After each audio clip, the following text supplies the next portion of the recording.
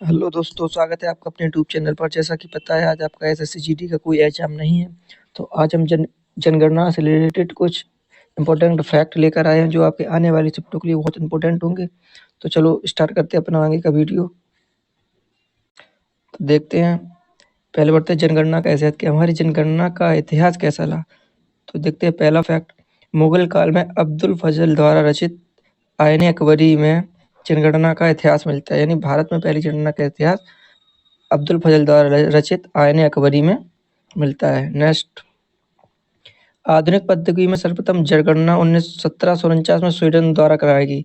यानी वर्तमान पद्धति पे जनगणना सबसे पहले कहाँ कराई गई? स्वीडन में 1749 में। और दशकीय जनगणना सर्वप्रथम अमेरिका द्वारा 1790 में कराई गई। जो दशकीय जनगणना अब होती है वो सबसे पहले कहाँ कराई गई? अमेरिका में। सर्वप्रथम अमेरिका में कब? 1790 में। और 1801 में इंग्लैंड में जनगणना की शुरुआत हुई। इंग्लैंड में जनगणना की शुरुआत कब हुई? 1801 में। तो 10 की जनगणना की शुरुआत कहाँ हुई? अमेरिका में। और सर्वप्रथम जनगणना कहाँ हुई? स्वीडन में। आधुनिक पद्धति में। इंडिया में सबसे पहले कहाँ? आयन अकबरी की अब्दुल फजल में। अब्दुल फजल की आयन अकबरी में। अब देखते हैं भारत में जनगणना का इतिहास। भारत में जनगणना का इतिहास क्या है? तो भारत में जनगणना के इतिहास के इंपॉर्टेंस के हिसाब से देखते हैं, किसी भारतीय शहर की पूर्ण जनगणना 1830 में ढाका में, वर्तमान बांग्लादेश में जो ढाका है वहाँ पे हेनरी बल्टर द्वारा कराई गई। और हेनरी बल्टर को भारत में जनगणना का जनक कहा जाता है। भारत में जनगणना का जनक किसे कहा जाता है? हेनरी बल्टर को, जिन्होंने सबसे पहले ढाका शहर की जनगणना 1830 में की थी। नेक्स्ट देखते हैं, भारत में पहली अनियमित की जनगणना 1872 में हुई, जो मेयो के शासनकाल में हुई थी। पहली अनियमित जनगणना कब हुई? 1872 में, मेयो के शासनकाल में। और उस सबसे पहले पूर्ण शहर की जनगणना कब हुई? 1830 में, ढाका में। हेनरी बल्टर, हेनरी बल्टर को क्या कहा जाता है? जनगणना का जनक। और पहली अनियमित जनगणना 1772 में, मेयो के शासनकाल में। आगे देखते हैं, भारत में पहली नियमित जनगणना 1881 में रिपन के कार्यकाल में हुई। अनियमित 1872 मेयो के काल में, और नियमित 1881 में रिपन के कार्यकाल में। ठीक है। नेक्स्ट देखते हैं, जनगणना आयुक्त डब्ल्यू.सी. बेट्स। पहले जनगणना आयुक्त थे डब्ल्यू.सी. बेट्स और ए. गोपालन स्वामी। ठीक है। 1881 जनगणना आयुक्त थे डब्ल्यू.सी. बेट्स और ए. गोपाल स्वामी। अगला, वर्तमान जनगणना 2011 में हुई है। यह स्वतंत्र भारत की 15वीं तथा नहीं, यह भारत की 15वीं तथा स्वतंत्र भारत की 7वीं जनगणना, 20वीं सदी की दूसरी जनगणना है। वर्तमान जनगणना जो 2011 में हुई है, भारत की 15वीं, स्वतंत्र भारत की 7वीं और 20वीं सदी की दूसरी जनगणना है। नेक्स्ट फैक्ट देखते हैं, स्वतंत्र जनगणना का अनुच्छेद 246 के अनुसार केंद्र सरकार के पास है। जनगणना किसके अधीन आती है? केंद्र सरकार के अधीन। किस अनुच्छेद के? अनुच्छेद 246 के अंतर्गत। अगला, जनगणना गृह मंत्रालय के अंतर्गत आती है। यह संघ सूची का विषय है। जनगणना किस सूची का विषय है? संघ सूची का। और किस मंत्रालय के अधीन आती है? गृह मंत्रालय की। ये भी क्वेश्चन पूछा गया कि जनगणना किसके अधीन आती है? गृह मंत्रालय के अधीन आती है। 1961 में गृह मंत्रालय के अधीन जनगणना विभाग की स्थापना की गई। तो जनगणना विभाग की स्थापना की गई 1961 में। इससे पहले जनगणना डायरेक्टली आती थी गृह मंत्रालय के अधीन। अब ये जनगणना विभाग के अंतर्गत आती है। ठीक है। जनगणना विभाग की स्थापना कब की गई? 1961 में। और जनगणना विभाग का सर्वोच्च अधिकारी कौन होता है? जनगणना आयुक्त। जनगणना विभाग का सर्वोच्च अधिकारी कौन होता है? जनगणना आयुक्त। अगला क्वेश्चन देखते हैं, 2011 की जनगणना के समय जनगणना आयुक्त कौन थे? Doctor C Chandramouli. और 2022 की जनगणना आयुक्त कौन है? मृत्युंजय कुमार नारायण। ठीक है। 2011 के समय डॉक्टर सी चंद्रमौली। 2022 की जो वर्तमान अभी हुई है, मृत्युंजय कुमार नारायण। अगला देखते हैं कि 1921 में भारत की जनसंख्या में नकारात्मक वृद्धि दर्ज की गई। कितनी? 0.31। 1921 की जो जनगणना थी उसमें सबसे कम वृद्धि दर्ज की गई, 0.31। इसलिए 1921 को जनसांख्यिकीय विभाजन के रूप में बनाया जाता है। ठीक है। क्योंकि यही एक ऐसा वर्ष था जहाँ पे भारत की जनसंख्या की वृद्धि माइनस में दर्ज की गई। 1971 में जनसंख्या में सर्वाधिक दशकीय वृद्धि दर्ज की गई। कितनी? 24.80%। 1921 में सबसे कम और 1971 में सबसे ज्यादा। अगला क्वेश्चन देखते हैं, 2001 में सर्वाधिक करोड़ में वृद्धि हुई। 2001 की जनगणना में करोड़ में सबसे ज्यादा वृद्धि हुई, 18.23 करोड़। ठीक है। अगला क्वेश्चन देखते हैं, परसेंट में सबसे ज्यादा वृद्धि हुई 1971 में, करोड़ में सबसे ज्यादा वृद्धि हुई 2001 में। वर्तमान में भारत की जनसंख्या की वार्षिक दर्शकीय वृद्धि दर 17.7 तथा वार्षिक वृद्धि दर 1.64 है। वर्तमान में भारत की दशकीय वृद्धि दर 17.7 तथा वार्षिक वृद्धि दर 1.64% है। अगला क्वेश्चन, भारत में आजादी से आज तक कितने गुना जनसंख्या बढ़ी है? भारत में आजादी से आज तक 3.5 गुना जनसंख्या बढ़ी है। अगला क्वेश्चन, प्रत्येक वर्ष की जनगणना की तुलना 1951 की जनगणना से की जाती है।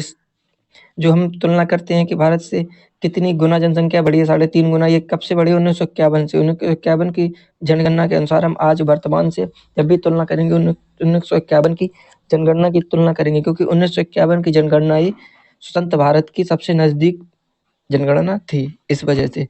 अगला क्वेश्चन, ग्रामीण, शहरी तथा ग्रामीण जनसंख्या आजादी के भारत में वर्तमान में कितनी ग्रामीण कितनी शहरी है? 2001 में कितनी थी और 2011 में? भारत में 2001 में थी 102.9 करोड़, 2011 में कितनी होगी? 121.85 करोड़। अंतर कितने का? 18.18 करोड़ का। ग्रामीण जनसंख्या कितनी थी 2001 में? थी 72.19 करोड़ और शहरी कितनी थी? 83 ग्रामीण की 72.19 करोड़ और शहरी थी 27.18 करोड़। ठीक है, लेकिन 2011 ये वाला डाटा आपको ज्यादा इंपॉर्टेंट याद रखना है। 2011 में ग्रामीण जनसंख्या कितने परसेंट है? 83.37 करोड़ और शहरी कितनी है? 31.16 करोड़। अंतर कितने का है? 9.08 करोड़ का। ठीक है, तो ग्रामीण कितनी है? लगभग 83% और शहरी कितनी है? लगभग 31%। ठीक है, अगला क्वेश्चन देखते हैं। 83 नहीं है, ये 73 होगा। ठीक है, कितना होगा? 73। अगला क्वेश्चन देखते हैं। 1951 से तुलना करने पर 1951, 1900, 2000 और 2019 और 2011 से तुलना करने पर कौन सी? 1951 में जनसंख्या कितनी थी? 30 करोड़ और 2011 में जनसंख्या कितनी हुई? 121 करोड़। कितने गुना जनसंख्या बढ़ी? 3.5 गुना। साक्षरता कितनी थी 1951 में? 18% और वर्तमान में कितनी? 74.04%। कितने गुना साक्षरता बढ़ी? लगभग 4%। घनत्व कितना था 1951 में? 117 और वर्तमान में कितना? 382। कितना जनसंख्या घनत्व बढ़ा? लगभग 3 गुना। तो हमने जितनी भी ये तुलना की है सबसे की है 1951 से। 1951 को आधार मान के ही तुलना की जाती है हर एक वर्ष की। अगला, लिंगानुपात कितना था आजादी के समय? 1946 और वर्तमान में कितना? 1947। लगभग लिंगानुपात लगभग बराबर ही है, 1-2 का अंतर रहता है हर एक साल। ठीक है, अगला देखते हैं। अब देखें लिंगानुपात, किस वर्ष कितना लिंगानुपात रहा? सर्वाधिक लिंगानुपात वाले 5 राज्य, तो सर्वाधिक लिंगानुपात कहाँ का है? केरल का। केरल का कितना है? 1084। दूसरे नंबर पे तमिलनाडु, तीसरे पे आंध्र प्रदेश, चौथे पे छत्तीसगढ़, पांचवें में मेघालय। सबसे ज्यादा लिंगानुपात किसका है? केरल का, फिर तमिलनाडु, फिर आंध्र प्रदेश। ये तीनों याद रखना है, केरल, तमिलनाडु, आंध्र प्रदेश। ठीक है, और सबसे कम लिंगानुपात वाले राज्य कौन से हैं? हरियाणा, जम्मू कश्मीर, सिक्किम। सबसे कम हरियाणा का, फिर जम्मू कश्मीर का, फिर सिक्किम का। फिर चौथे नंबर पे पंजाब, पांचवें नंबर पे उत्तर प्रदेश। हरियाणा का कितना है? 889। 79। अगला क्वेश्चन देखते हैं। शीर्ष लिंगानुपात वाले से केंद्र शासित प्रदेश, सबसे ज्यादा लिंगानुपात किस केंद्र शासित प्रदेश में था? तो वो था पन्डुचेरी है। पन्डुचेरी का लिंगानुपात कितना है? 1037। और लक्षद्वीप का, पहले पन्डुचेरी फिर लक्षद्वीप अंडमान निकोबार द्वीपों, पन्डुचेरी का कितना? 1037। ठीक है, अब सबसे कम लिंगानुपात वाले केंद्र शासित प्रदेश, सबसे कम लिंगानुपात है दमनदीप का 618, फिर दादरा नगर हवेली का, फिर चंडीगढ़ का 818। सबसे ज्यादा लिंगानुपात किस केंद्र शासित था? पन्डुचेरी का। सबसे कम है दमनदीप का। ठीक है, अगला क्वेश्चन देखते हैं। भारत में साक्षरता दर 2011 के अनुसार साक्षरता दर कितनी थी? तो साक्षरता दर देख लेते हैं। पुरुष साक्षरता कितनी थी? 82.14%। ये क्वेश्चन SCDG में कम से कम 5 बार रिपीट हुआ है अभी तक, जितने शिफ्ट हुए हैं 6 बार। महिला साक्षरता 5 बार, ये बार रिपीट हुआ जितने शिफ्ट हुए सब में। ठीक है, पुरुष साक्षरता 82.14%, महिला साक्षरता 65.46%। कुल साक्षरता कितनी है? 74.04%। ठीक है, और आजादी के समय कितनी थी? 18%। 18 चौक 72। कितने गुना साक्षरता बढ़ी? लगभग 4 गुना साक्षरता बढ़ी। कितने गुना? 4 गुना। और साक्षरता किसे कहा जाता है? 7 वर्ष से अधिक जितने भी लोग पढ़ या लिख सकते हैं उसे साक्षरता कहा जाता है। ठीक है, 7 वर्ष से अधिक, ही वाला क्वेश्चन पूछा गया था। सर्वाधिक साक्षरता दर वाले राज्य, सर्वाधिक साक्षरता किसकी है? देखें, केरल में सर्वाधिक साक्षरता कितनी है? 94.0 पर। सबसे ज्यादा साक्षरता वाले राज्य पहले केरल, फिर मिजोरम, फिर गोवा, फिर त्रिपुरा, फिर हिमाचल प्रदेश। तो सबसे ज्यादा साक्षरता केरल की। एक क्वेश्चन पूछा गया था GD में कि सबसे ज्यादा साक्षरता दर वाला पूर्वी राज्य कौन सा है? तो पूर्वी राज्य कौन सा है? मिजोरम। दक्षिणी केरल। ठीक है, अगला क्वेश्चन देखते हैं। भारत में सर्वाधिक साक्षरता दर वाला केंद्र शासित प्रदेश, तो देखते हैं सबसे ज़्यादा साक्षरता दर किस केंद्र शासित प्रदेश की है? लक्षद्वीप की 91.8%। फिर उसके बाद दमन द्वीप की, फिर निकोबार द्वीप समूह, उसके बाद दिल्ली, फिर चंडीगढ़, फिर पुडुचेरी, फिर दादरा नगर हवेली। तो पहले नंबर पे लक्षद्वीप, दूसरे नंबर पे दमन द्वीप, तीसरे नंबर पर अंडमान निकोबार द्वीप समूह, चौथे पे दिल्ली, पांचवें में चंडीगढ़, छठवें में पुडुचेरी, सातवां में दादरा नगर हवेली। ठीक है, तो सबसे कम किसकी है? सबसे कम साक्षरता किस केंद्र शासित प्रदेश की? सबसे कम है दादरा एवं नागर हवेली की, और सबसे ज्यादा लक्षद्वीप की। ठीक है, अगला क्वेश्चन देखते हैं। अगला क्वेश्चन था साक्षर जनसंख्या वृद्धि 2001 से 2011 तक कितने परसेंट की वृद्धि हुई? तो दादरा सबसे ज्यादा 10 की वृद्धि साक्षरता में किस में हुई? सबसे ज्यादा वृद्धि हुई दादरा तथा नगर हवेली में। फिर उसके बाद दमन दीव में, दादरा नगर हवेली में कितनी वृद्धि हुई? 10 की 119.46%, और दमन दीव में 75 पॉइंट। फिर उसके बाद बिहार में 74 पॉइंट। सबसे ज्यादा किस राज्य में वृद्धि हुई? बिहार में। और सबसे ज्यादा किस केंद्र शासित प्रदेश में हुई? वो है दादरा नगर हवेली। अगला क्वेश्चन देखते हैं। अगला क्वेश्चन था सबसे अधिक पुरुष तथा स्त्री साक्षरता में अंतर वाला राज्य। सबसे अधिक स्त्री पुरुष साक्षरता में अंतर कहाँ है? राजस्थान में, फिर उसके बाद झारखंड में। ठीक है, सबसे कम स्त्री पुरुष साक्षरता वाले राज्य में अंतर वाले राज्य, सबसे कम अंतर है मिजोरम मेघालय में। फिर मिजोरम और केरल का आपको बराबरी अंतर है।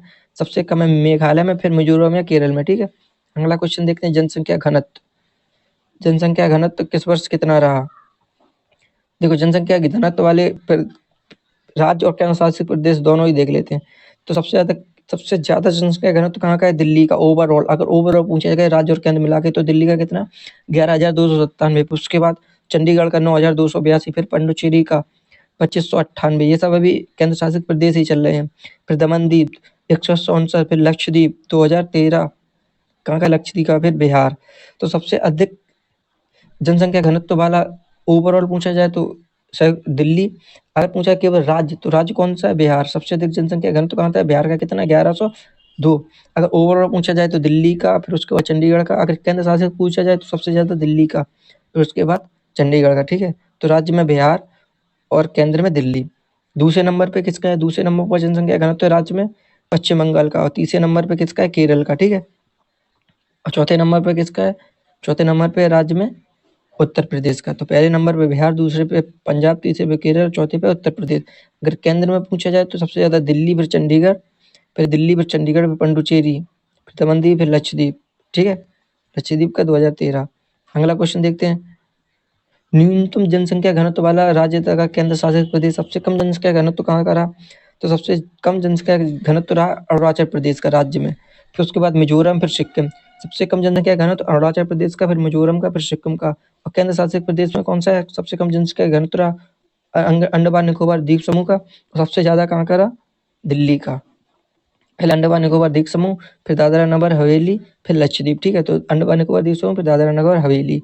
अगला क्वेश्चन देखते हैं। जनसंख्या वृद्धि वाले 5 राज्य, सर्वाधिक जनसंख्या वृद्धि वाले 5 राज्य का केंद्र शासित प्रदेश।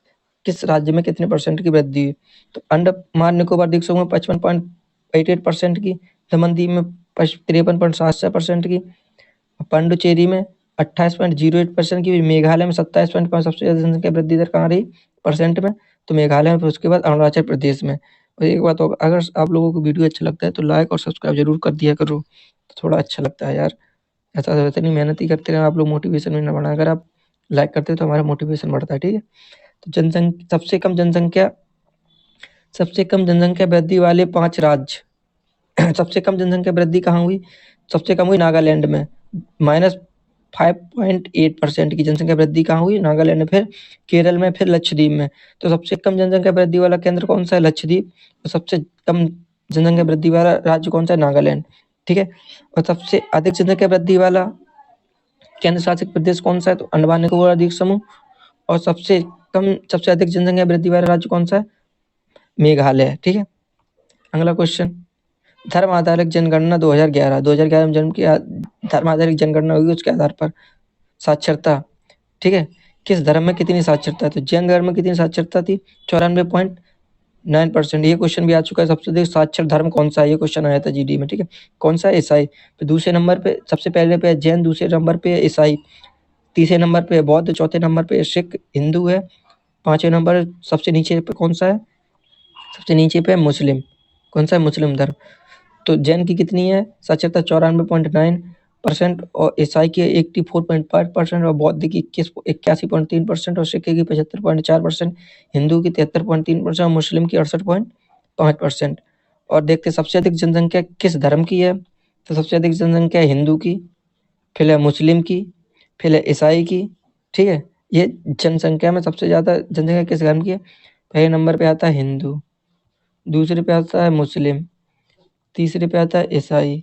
ठीक है, इसे भी आप याद रखना। अगला क्वेश्चन देखते हैं, सर्वाधिक जनसंख्या वाले राज्य, किस राज्य में सर्वाधिक जनसंख्या है। तो शुरुआत के 5 देख लेते हैं और लास्ट के 5 देख लेते हैं। तो सर्वाधिक जनसंख्या किस राज्य की है, उत्तर प्रदेश की। कितनी है, 19.96 करोड़ है ये। फिर महाराष्ट्र, फिर बिहार, फिर पश्चिम बंगाल, फिर आंध्र प्रदेश, फिर मध्य प्रदेश। तो सबसे अधिक जनसंख्या पहले उत्तर प्रदेश की, पहले दूसरे नंबर पे महाराष्ट्र की, तीसरे पे बिहार की, चौथे पे पश्चिम बंगाल की, पांचवें पे आंध्र प्रदेश की। उत्तर प्रदेश की 19.96 करोड़, महाराष्ट्र की 11.24 करोड़ और बिहार की है 10.38% करोड़ है। ठीक है, पश्चिम बंगाल की 9.13 करोड़। और देखते हैं सबसे कम जनसंख्या वाले राज्य कौन से हैं। तो सबसे कम जनसंख्या वाले राज्य है, सबसे कम जनसंख्या कहाँ की है, सिक्किम की। कितनी है, 0.06 करोड़ है। फिर मिजोरम की 0.11 करोड़, फिर अरुणाचल प्रदेश की है, फिर गोवा की है, फिर नागालैंड की है। सबसे कम परसेंट वृद्धि कहाँ पे हुई, नागालैंड में। ठीक है, तो आज का अपना क्लास कैसी रही इसे आप लाइक और शेयर करके जरूर बताना। अगर पसंद आई हो तो कमेंट भी कर देना और चैनल को सब्सक्राइब भी कर लेना। धन्यवाद।